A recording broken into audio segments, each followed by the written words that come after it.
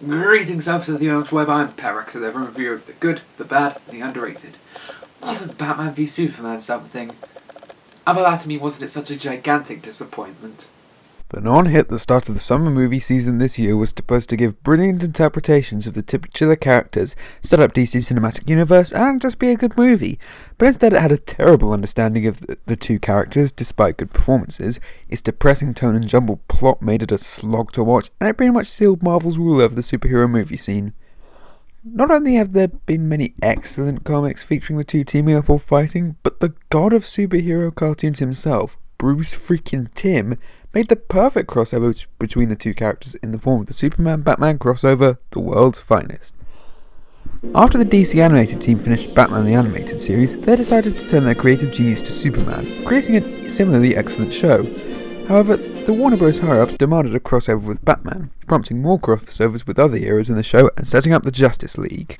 So let's see how both the Justice League setup and a crossover between the Man of Steel and the Caped Crusader can be done right. I hope you're sitting comfortably, Snyder. This is Superman Batman, The World's Finest. This movie starts with Joker and Harley robbing an antique shop, and oh dear god, that design is terrible! I mean, what did they do to him? To give some context, when the DC animated team made the fourth season of Batman soon after the special, they decided to overhaul the visuals to make it more similar to the Superman animated series, and redesigned a lot of the characters. While some of the redesigns were definitely improvements over the old, others were just baffling. And Joker was by far the worst of the redesigns. I mean, what's the Joker's character? He's a colourful, over-the-top clown to play off the Dark Knight, so whose idea was it to suck all the colour out of his face? I mean, Mark Hamill is as good as ever, but the design is so distracting. Luckily, in the Batman Beyond movie and the Justice League cartoon, they gave him another design, going for the same sort of thing, making his colours more mute, but giving him actual expressive eyes and some colour. It seems Joker has something specific in mind for his visit, stealing a green dragon as the police later explain his finances are dropping faster than DC's readership post-Flashpoint, and Batman, played again by Kevin frickin' Conroy, analyses a fragment of the dragon, finding that it's kryptonite. We cut to Air Force One as it's being attacked by terrorists, but luckily Lois Lane, voiced by Dana Delaney, is on board, so Superman, voiced by Tim Daly, turns up to save them. I just assume he has a tracker on her at this point. Happy I could help out, Mr. President. Yeah, in about a year or so you might not be so eager to help out your Commander-in-Chief. Or in fact, in a year in our world. Lex Luthor, voiced by Clancy Brown, is of course annoyed at Superman's victory, but Joker calmly asks him for a job as just kidding. Harley hijacks his car. Check out the cute hitchhiker. I will work for your gang for free for the rest of my natural life if you never do that again. And of course, it's hilarious to see the hyperactive Joker play off the stoic and reserved Lex. Pay me $1 billion and I'll kill Superman. Okay, first thing this has over Batman v Superman. The villain's plans actually make sense. Even Joker is making more sense than whatever the hell Sheldon Luthor was planning. Lex hates Superman, Joker has money trouble and kryptonite. Simples. Of course, Bruce Wayne follows Joker over to Metropolis for a business deal with the Lex Corp involving some killer robots, but catches the eye of Lois, who's feeling miffed that she only sees Supes when he's saving her. And I need a place to hang my hat. Try to Motel 9. No! Stop!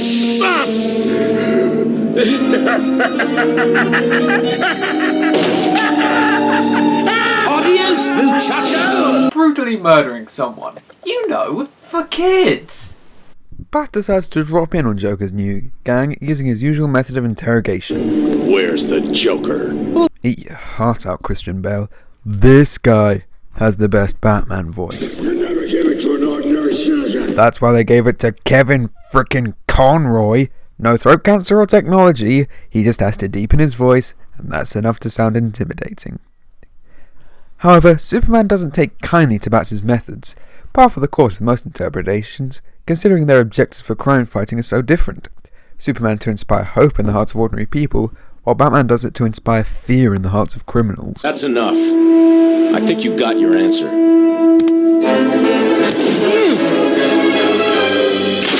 Oh, you just got owned!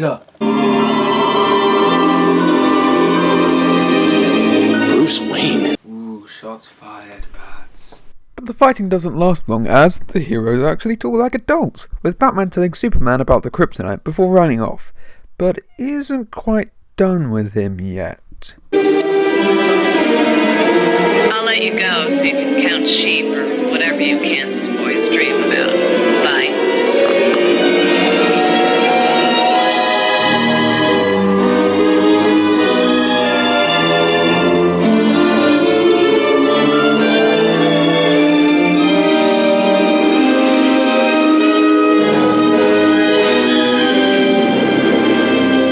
Oh my gosh, that is just too badass!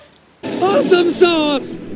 The actual talking continues as within 3 minutes they manage to realise they're on the same side. Let's just say I'm concerned. Your reputation is dubious, in and out of costume. Don't worry. I'm taking Lois quite seriously.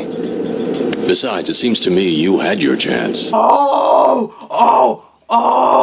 Even with unbreakable skin, you just got burned! While on a date with Lois, Bruce suddenly realises that the other patrons aren't quite so nice.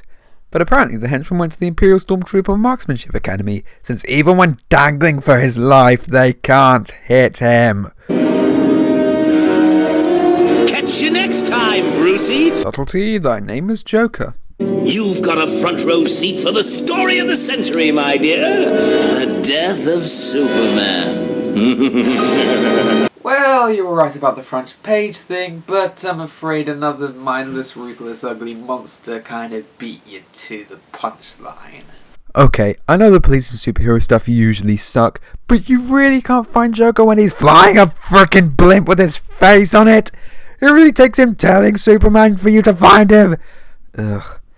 However, though many would argue Joker wouldn't have a chance against Superman, he proves himself a worthy adversary, burning his hazmat suit and locking him and Bats in a death trap with a camera to watch him, while only using half the kryptonite dragon in case he fails. Although I do question the hydrochloric acid, but it's still surprising that Joker's sharing the screen with Lex Luthor, and it managed to be the more overt, magnificent bastard, even if the three managed to escape. Honestly, Lex, don't you think I feel bad enough already? You maniac! You idiot! How dare you use one of my laboratories! Well, you're the one who hired an over-the-top psychotic maniac, Lex. Though, then again, I guess you're kind of pressured into it. They keep the deal going, but I would have rather seen the catfight between Harley and Mercy. I mean, well done scene, very tense, and yet good interactions between Lex and Luthor. Batman then proceeds to interrogate Luthor. What do you want? Information regarding a mutual acquaintance. What are you talking about? I don't know any... Tell me what I want, or I get closer. Do you know how many weird ship fix this has already spawned between us? You can't possibly be serious. This is the first time we've shared the screen together. You know how weird the nerds are. Oh, dear Jesus, I'll tell you everything. How fast can we get to Hobbs Bay? How incredibly convenient.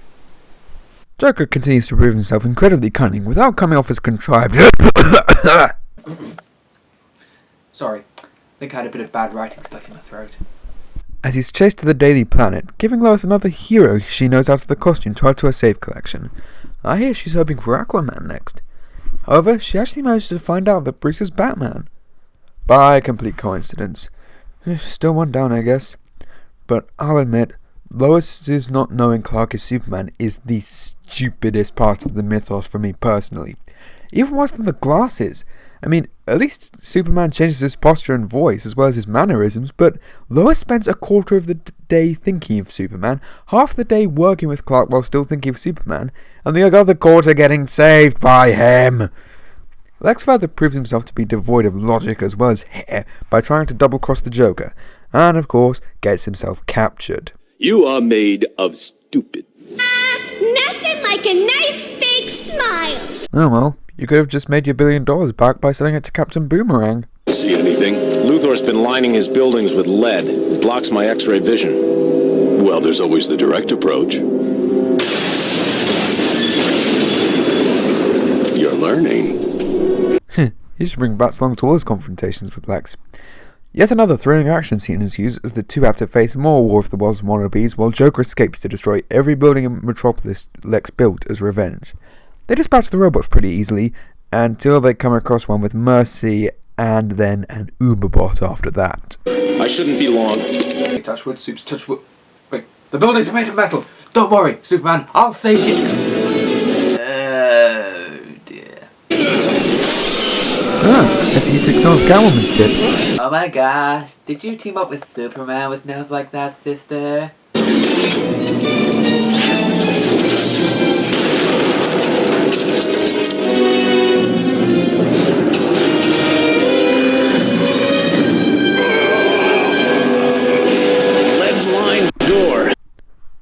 Clever loophole, but Lex is still really losing some credibility here. Do something, for God's sake! You really expected Harley to fly the plane correctly? I may be a huge fan of her character, but brains isn't one of her strong points. It's gonna blow. I'll get Quinn. You take Luthor. What about Joker? Leave him! Point taken.